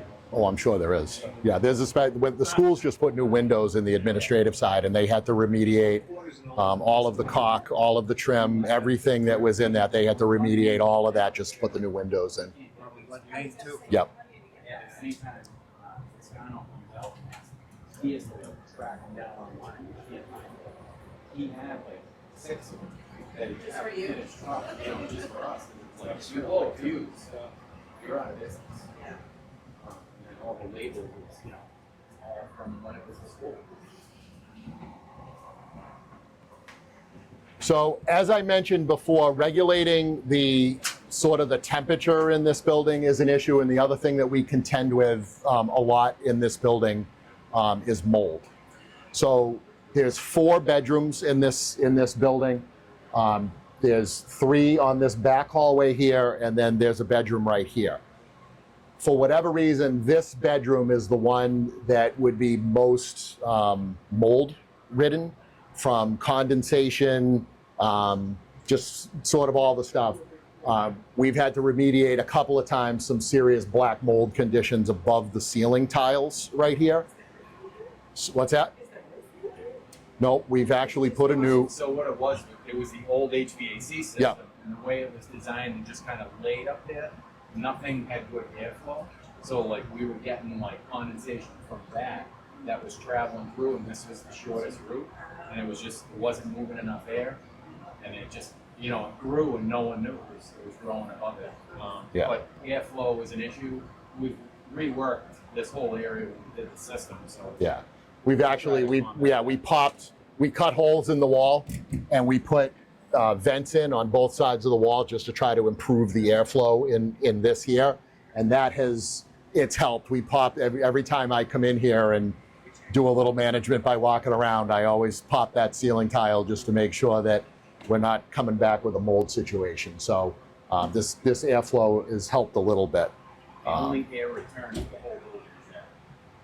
That's that one right there. Because infrastructure-wise, it was impossible to get something up in the ceiling. So I'm going to show you the locker room on the back, but there's a little story that goes with the locker room. When I say that we're trying to figure out how to utilize every inch of this building, I mean we're trying to figure out how to utilize every inch. When you used to walk down in this area here, right here, there was this hallway continued another 6 feet maybe up against a wall. So you'd walk into this space here, and then the door to get into the locker room faced this way, okay? As we started building out this station and this station started becoming staffed, the locker room was very, very small. So in order just to pick up a few square feet, what we did was we walled this section off, and this was all work that was done by the firefighters. We walled this section off just so we could create, and then we created a new entrance for the locker room. And you'll see when we go in the locker room, you can look down on the rug and you can see, like literally in an area where I'm standing, the old rug and the new rug. We did that, so we did this project, move the entrance, so we could literally put 2 lockers, two on this wall, 2 on this wall, just to pick up additional locker space. So we're literally like got tape measures out saying, well, if we change the entrance, we can gain another 8 square feet, right here.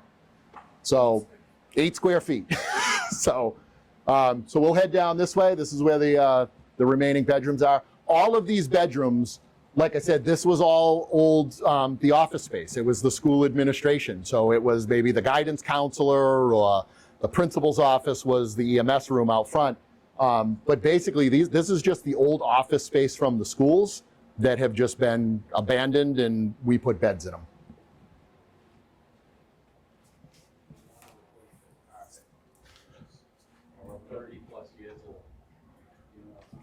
Probably it was supposed to tile. Yeah.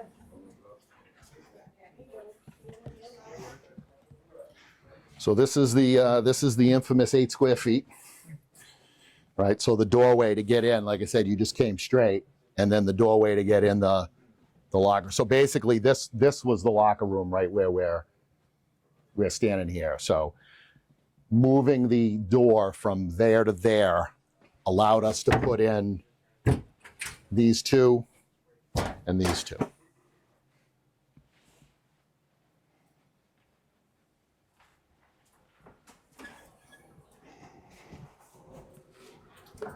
Feel free to come right in.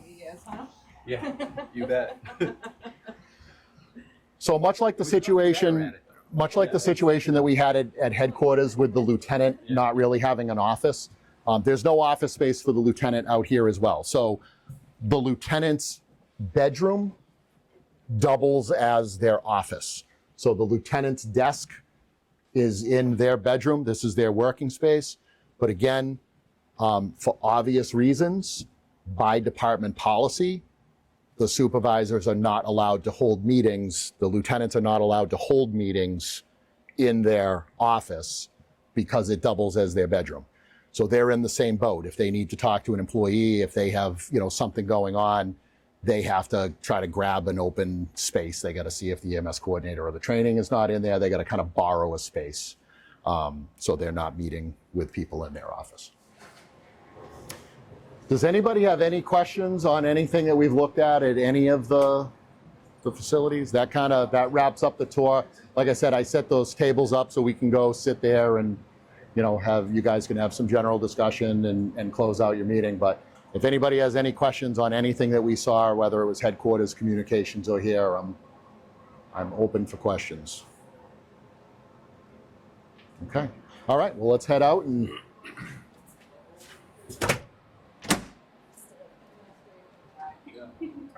What year was that?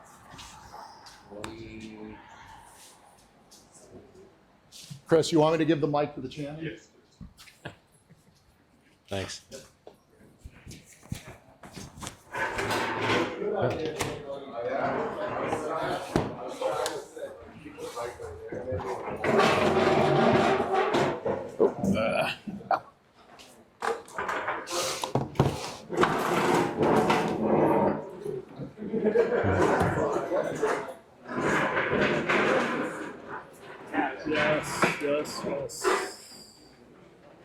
That's better.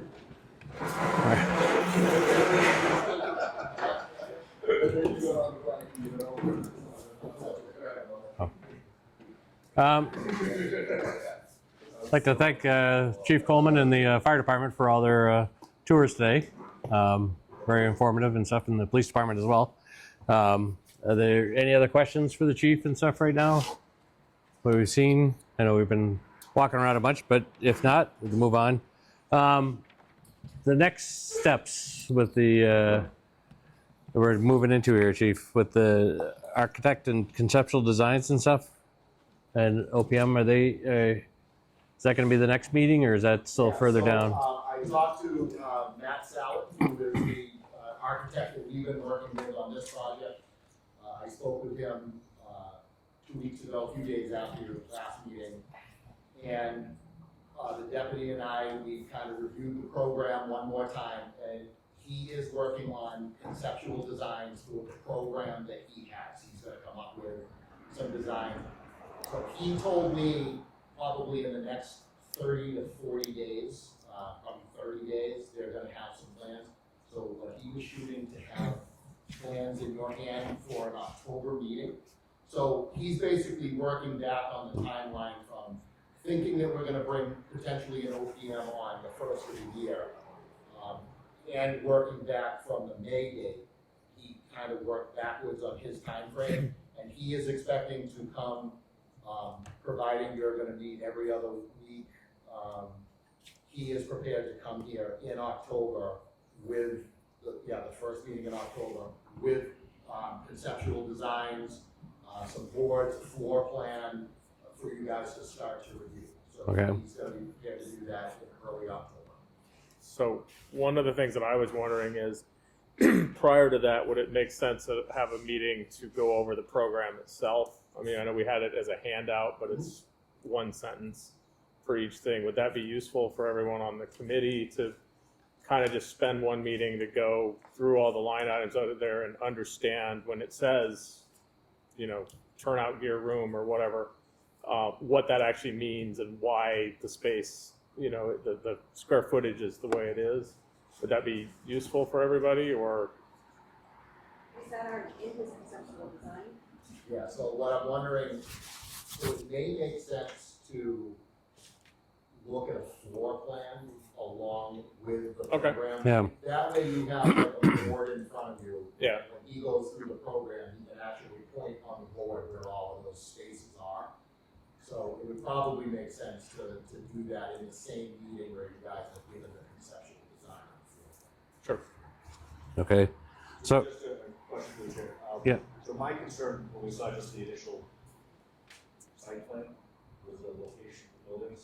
So I've got some concerns over the location of the proposed location on the site. yeah. And I think that concerns could potentially impact any designs that they may be doing. I don't know if we can put that on the next meeting or talk about the site location as well. Yeah, I mean, we can, I think that was, yeah. I don't know if this isn't in, I don't think this is set in stone. I know what he was probably trying to get to. And I had some concerns too about that park, and I don't know what the history of that park is, and getting back to it. I mean,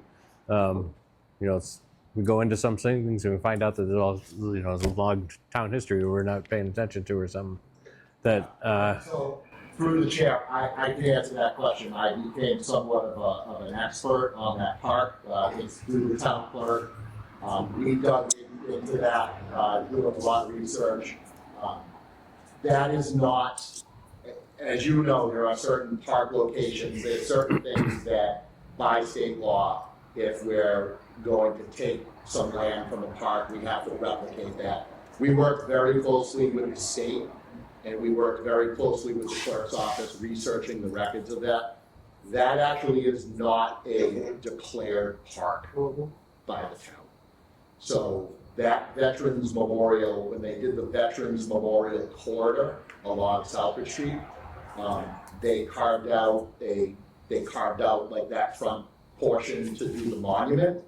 But the Board of Selectmen, that has not been officially declared by the town or by the state as a park.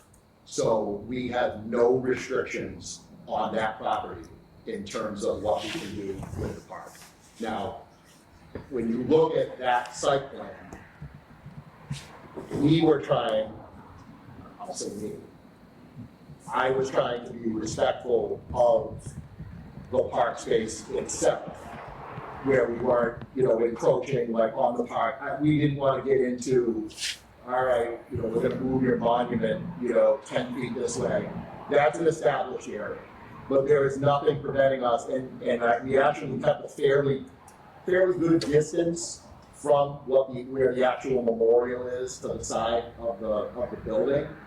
We actually still have a lot more footage that we could put towards the park. Not necessarily for the building location, but if we wanted to put a driveway to go around the building, there is still kind of room to do that. But there are no restrictions on that park or that park property. So, I'm trying not to cut you off. I know we're running late tonight and everything. I don't know if you want to. So my concern a little more, just having chaired the previous public safety committee, was it was definitely determined by that committee that there was a public safety need for both police and fire. Yeah. And one of the concerns was not to any future projects to replicate what they did with the police department, which was put it on a triangle postage stamp size lot and have no future rule. So although it's not under the purview of this, the police facility is not in the purview of this committee or what the voters sort of gone for, I do think it's incumbent that however we decide to locate on whatever site is available, we take into consideration the possibility of attaching a police station to that fire headquarters facility, including such that you'd be able to utilize common lobbies and common community rooms and things of that nature. So I just don't want to get too far ahead of the architects if we're going to look to, potentially relocate that on there. And I know the chief has indicated some of the grass area on the backside would be a possible police facility, but again, that seems like it would have to be a separate facility without a common lobby area and some savings overall. So that's sort of my concern. Yeah, I think that's. I agree. With that kind of a thought process that, if we could try to marry it together and use economy of the two buildings and stuff for the two services, there's a lot of good in that, and I think a lot more of that would come out when we see the first conceptual plans, I guess, floor plans, because all we're looking, we just have a box right now. We don't even know what's in that, right? The way they have it.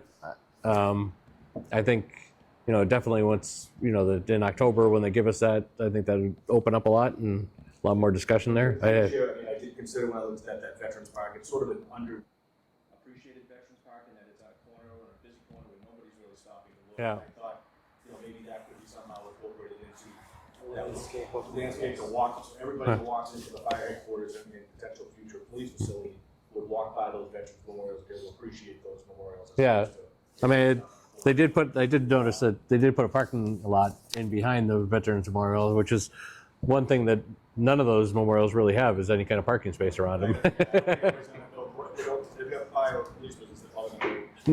Yeah, they're not going to go into the other. Yeah, yep. Point taken. It's something we need to consider. I think just a counter to that, though, is let's not get too hung up on the needs of a future police station on this, because I think we need to be cost conscious for today and not necessarily cost conscious for 15 years from now. If we think about, what it's going to take to build this building, we're talking about a debt program of 20 years. So much like the school situation, any future police, building is probably going to have to juggle in conjunction with retiring debt on other, on other projects. So I would, I don't know that we got to get too crazy on what we need, to design a future space for the police station if it's going to increase today's costs. I think we can keep that in mind. I think we can keep it in mind on certainly shared facilities. So fitness center, that's an obvious candidate. Common use. Yeah, some things like that. Designing it so there's a common lobby and things. I think now we're starting to dictate functionality for something that maybe we're not going to build for 20 or 30 years. So that's just something to keep in mind. I don't disagree with the thought process. Certainly, the parcel probably supports both. It's probably the location that would be put up first when if and when they get to a police station building committee to start that process. And I think we can be make sure that we're not placing the building in a way that we couldn't add on to or build a new police station in that same location.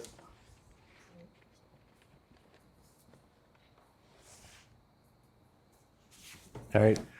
Are there any other discussions for tonight? Great. Thoughts, future topics for meetings we want to investigate right now?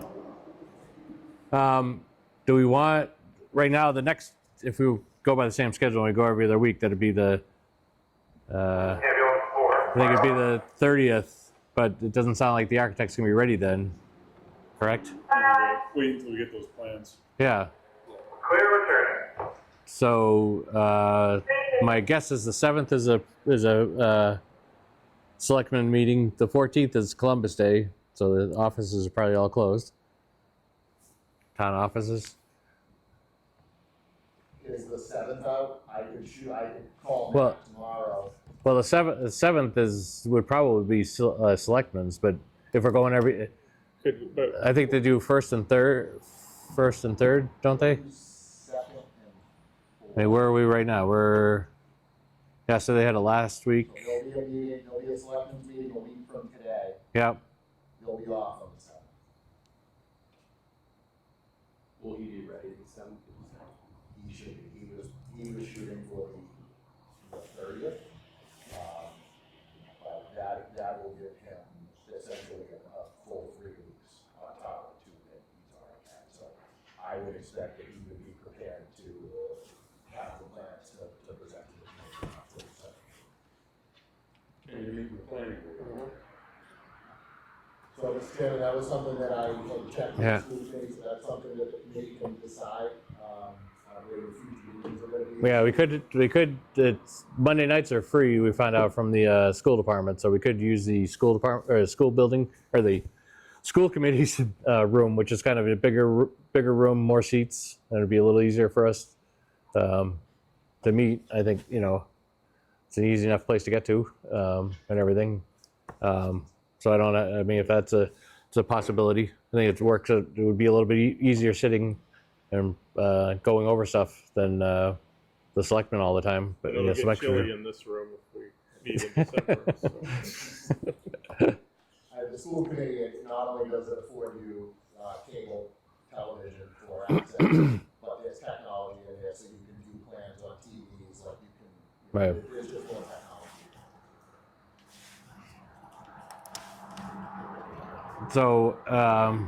So I guess we should try for the 7th, October 7th, to see if that's available.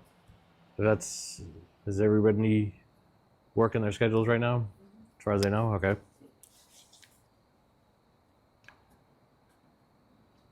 Same time. It's 5:30 work for everybody. Yeah, good time. And most likely the school committee room, but we'll verify that.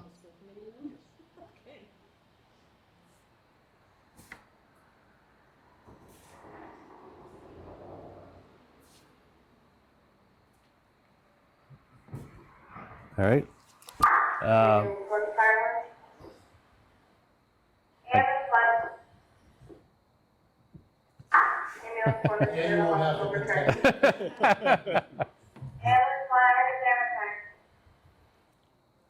Okay, is there anything else we want to bring up right now? Before, all right, then I would take a motion to adjourn. So moved. Second? All those in favor? Aye. Okay. See you on the 7th. And we'll notify you if it changes. Thank you. Thank you.